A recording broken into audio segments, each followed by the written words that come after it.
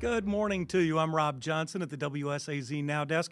We are bringing you continuing coverage of this winter storm, and it is beginning to hit hard, but maybe not in the way you think of a winter storm. Right now, our biggest issue is ice. We have had the snow from overnight and from Saturday, and now the ice is causing all kinds of issues for us.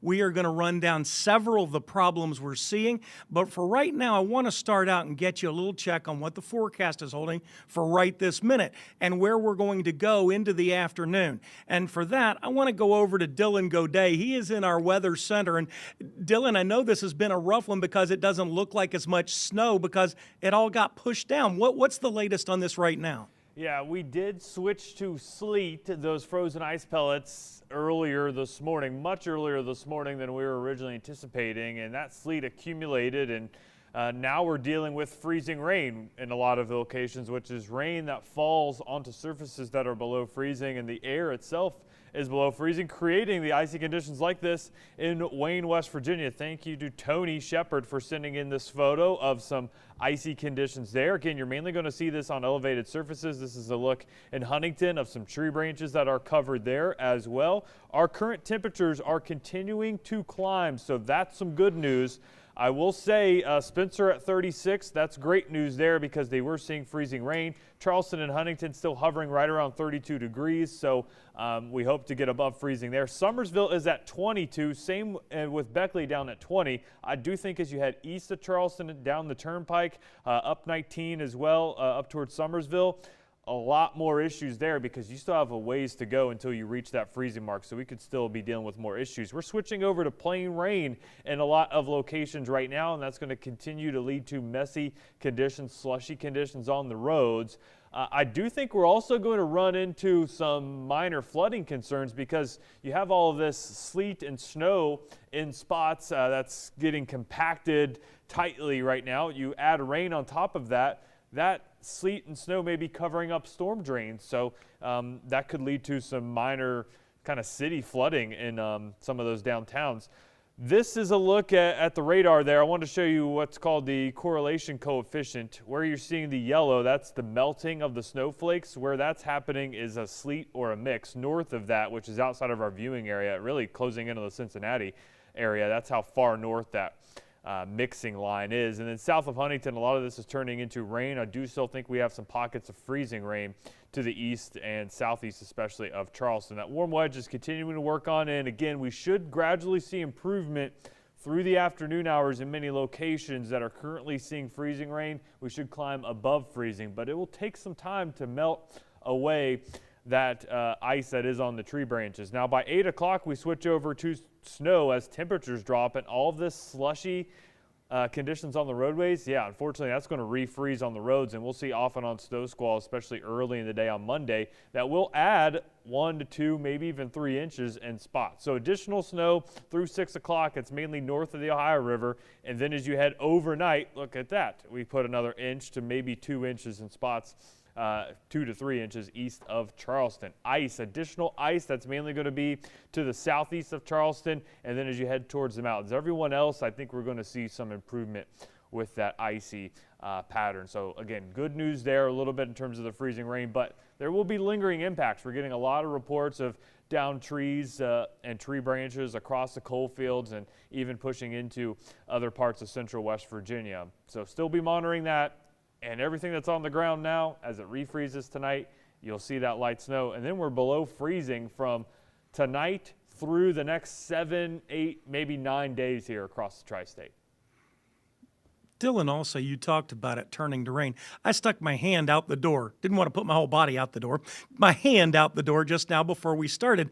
And it is feeling right outside our studio like it's pretty much straight rain right now. But that's not good news, is it?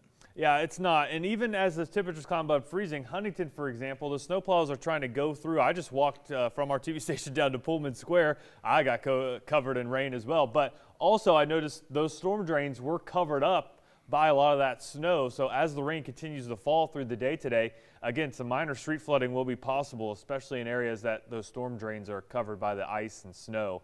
that is on the ground. When do you expect more snow to start coming our way? After sunset tonight is when we should start to drop those temperatures. Between 6 and 8 o'clock, I think that's where we'll see that kind of burst of snow as the temperatures drop, and then we'll see off and on snow showers and those snow squalls that we've seen so many times this winter. Not going to result in a lot of accumulation, but it'll recoat things, especially the slushy mess that's on the roads now. That all refreezes and makes for an easy target for the light snow to accumulate on.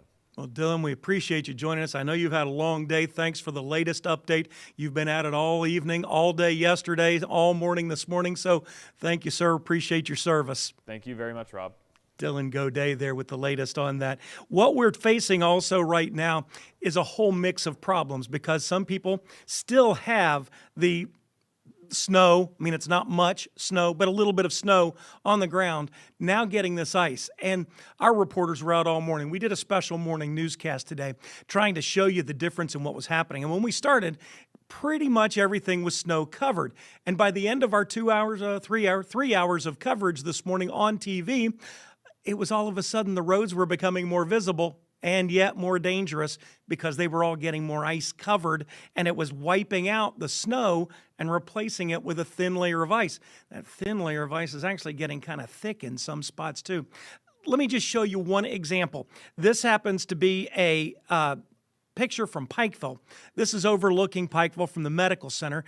And if you look down into the parking lots there in downtown Pikeville, you can actually see some pavement. Yes, they've clearly had a plow go through there because you can see the snow piled up against the light posts. But nonetheless, you're seeing it glisten. And that is where that ice is forming right now. And I'm a dog owner. If you're walking the dog right now, might be your best time, even though it's raining and sleeting, because later it's going to turn to a solid sheet of ice. And it will not be fun walking your dog. It will not be fun you walking out to your car or even moving your car because it'll just slide away in this. And Pikeville, I mean, that's pretty pretty normal for what we've seen around the region today. A coating of snow.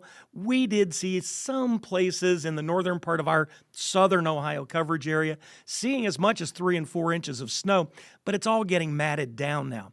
And it's getting matted down by that ice.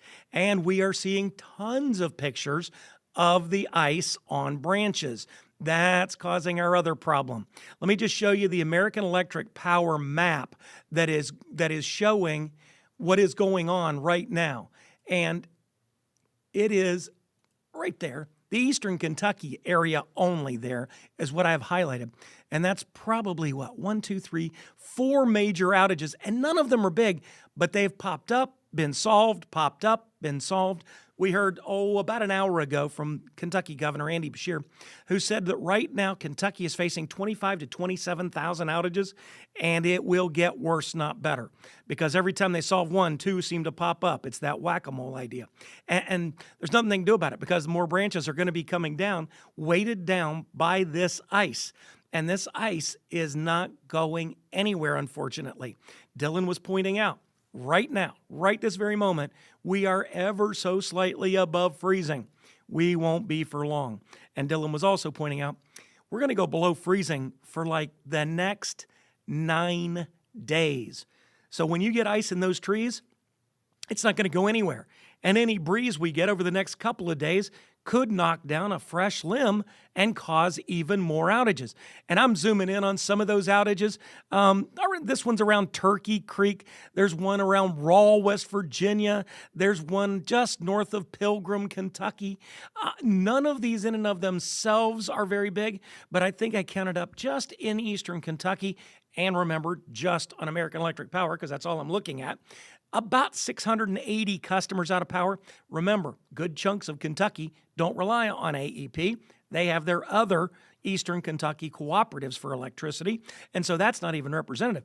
And in West Virginia, thousands more. We're getting them all across our region. I'm just highlighting parts of Eastern Kentucky just to show you.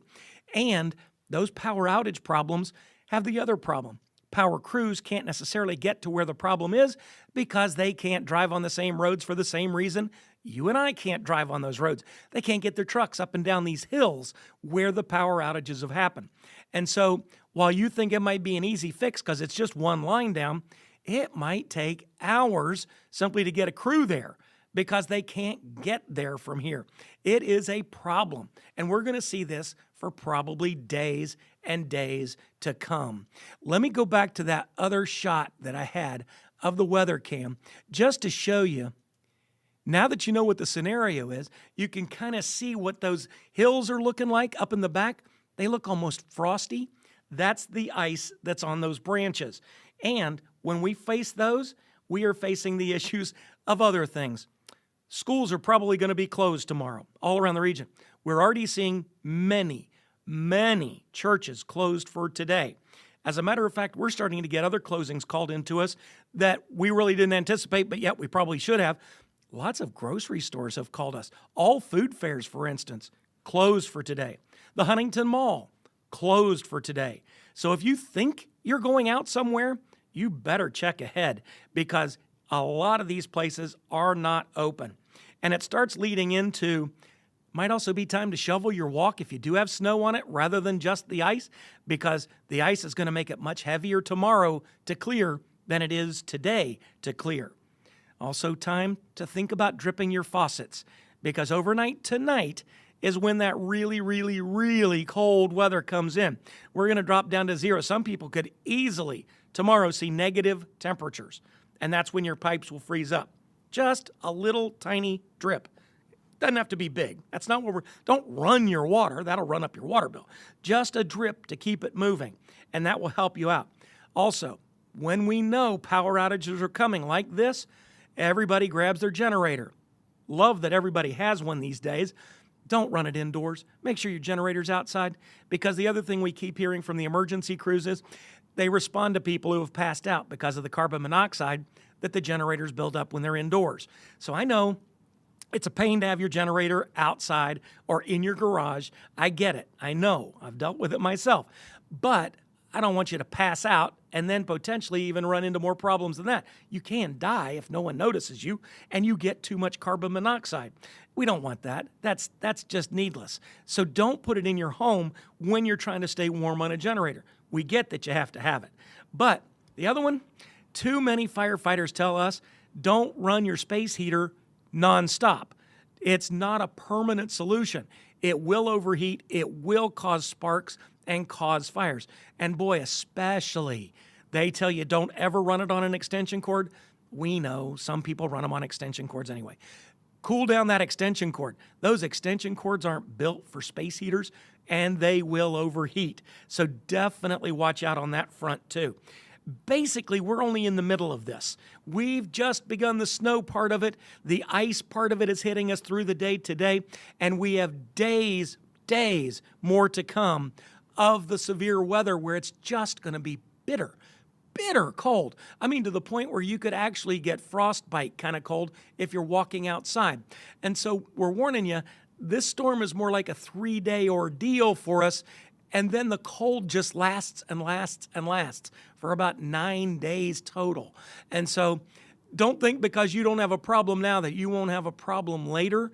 And stay with us too, because we're going to have extensive coverage throughout the day for you.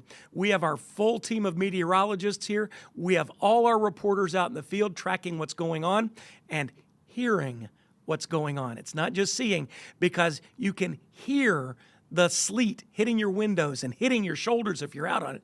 And it's wild because it has an audible sound to it that makes it sound like a totally different storm than if it were snowing or if it was raining. And we've been following that because it's even been different between freezing rain and the sleet and the hail we've been getting. And so even that has been weird to hear the difference.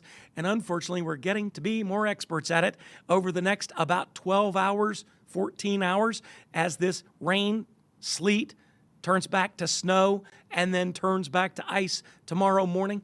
So please be cognizant of what's coming up for you tomorrow. Your business, your school, anything you may be planning for tomorrow could easily be off track. Just like, did you enjoy the Jason Aldean concert last night in Charleston? No, you did not. It didn't happen because of this, and we foresee a lot more not happening in the next couple of days as we get into the work week. Appreciate you joining us for WSAZ Now. Stay with us. We'll be back here streaming and on TV throughout the day.